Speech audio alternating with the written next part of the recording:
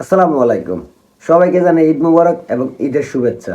আমি আপনাদেরকে এখন পর্যন্ত ঈদ মুবারক জানাই নাই, অথচ আপনারা আমাকে 2 লাখের উপরের মানুষ আমার ফেসবুক, ইউটিউব, ইনস্টাগ্রাম, টিকটকে ঈদ মুবারক জানাইছেন। কেউ মেসেজের মাধ্যমে, কেউ কমেন্টের মাধ্যমে, কেউ ফোন করে। আমি সেই জন্য আপনাদের কাছে চিরকৃতজ্ঞ। কারণ আমি কেন আপনাদেরকে ঈদ মুবারক জানাই নাই? ভাই দেখেন, ঈদ মুবারক জানানোর জন্য মনে শান্তি থাকতে হয়, মনে আনন্দ থাকতে হয়। কিন্তু আমার আনন্দ উইরা গেছে যেদিন সুৎকুর জাতির উদ্দেশ্যে ভাষণ দিছে, ওই দিনই আমার আনন্দ, আমার মনের শান্তি উইরা গেছে। এই সুৎকুর যখন বলল যে চট্টগ্রাম বন্দর আমরা লিজ দিব, যে বাধা দিবে তাদেরকে প্রতিহত করতে হবে, তখনই আমার মনের শান্তি উইরা গেছে।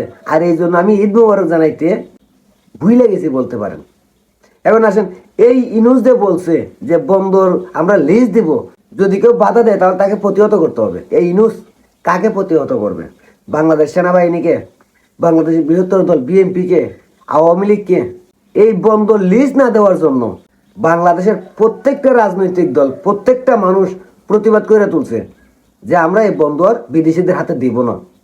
শুধুমাত্র সেই 71-এ পরাজিত শক্তি জামাত আর বর্তমান 24-এর কুলাঙ্গার দল এনসিপি সারা প্রত্যেকেই চট্টগ্রাম বন্দর লিজ দেওয়ার বিরুদ্ধে কথা বলছে। এখন এই ইনুস কাকে প্রতিহত করতে চায়? বাংলাদেশ সেনাবাহিনীকে, বিএনপিকে, আওয়ামী লীগকে, যারা এই বন্দরের লিজ দেওয়ার বিরুদ্ধে কথা বলছে প্রত্যেককেই? তাহলে তো আমি ধরে নিতে পারি ওই যে মাস্টার মাইন্ড মাহফুজ আলম বলছিল যে বাংলাদেশে গৃহযুদ্ধ শুরু হবে, সেই গৃহযুদ্ধের দিকে নিয়ে যেতে চায় এই সুৎখোর ইনুস এই বাংলাদেশটাকে। না হলে সে কেন বলবে বন্দর আমরা দিবই, যদি কেউ বাধা দেয় তাহলে তাদেরকে প্রতিহত করতে হবে? আর প্রতিহত করার জন্য কাদেরকে বলছে? এই কুলাঙ্গার এনসিপি আর 71-এর পরাজিত শক্তি জামাতকে। কারণ তারা ছাড়া তো প্রত্যেকেই এই বন্দর লিজ দেওয়ার বিরুদ্ধে আওয়াজ তুলছে। এই ডক্টর ইউনূসের কি অবদান আছে এই বাংলাদেশের প্রতি?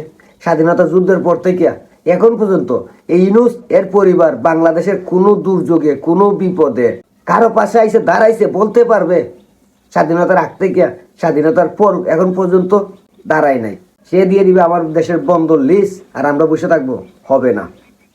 এই বাংলাদেশ, এই বন্দর ইউনূসের বাবার নয়, ইউনূসের বাবার বাপদাদার, ইউনূসের কোনো অবদান নাই এই বাংলাদেশের বন্দরের মধ্যে আর এই দেশের মধ্যে।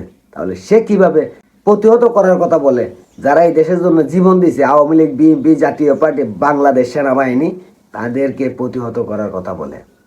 এ সাহস সে পায় কোথায়?